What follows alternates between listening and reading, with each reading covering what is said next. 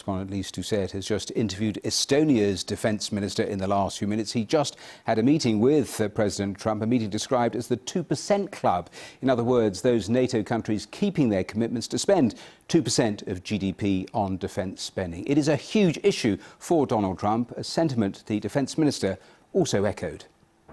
I think it is entirely necessary that the burden sharing and defence spending would be on the forefront of alliance discussions, because we are talking a lot about our missions, strengthening deterrence, etc., etc.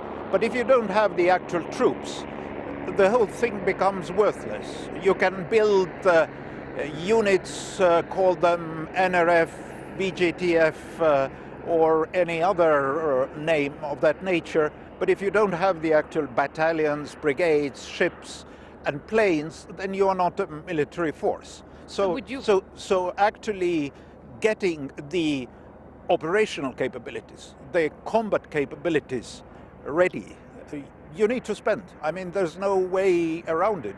And this goes for Europe as well. We are talking about the larger European role in defense. Well, Europe has to spend much more. So would you agree with President Trump when he called Prime Minister Justin Trudeau of Canada as two-faced because he isn't meeting those commitments?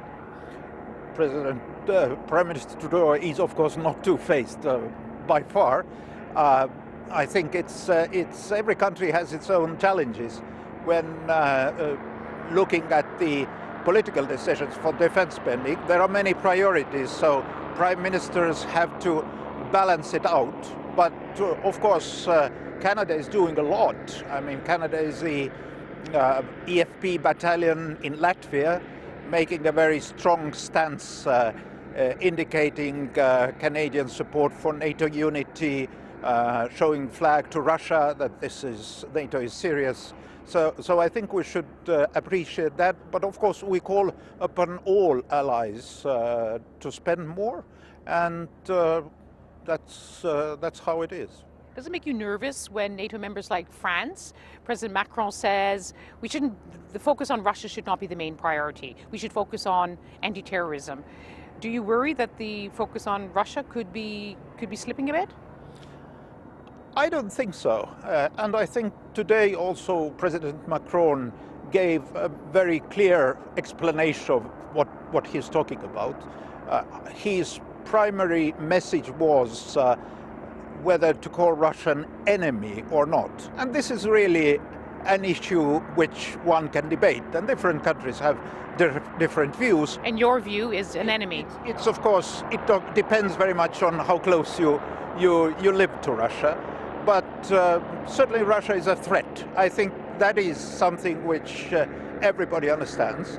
And I think President Macron's message that France is not naive, and France understands very clearly its tasks regarding Eastern Europe, Article 5, defense of the allies.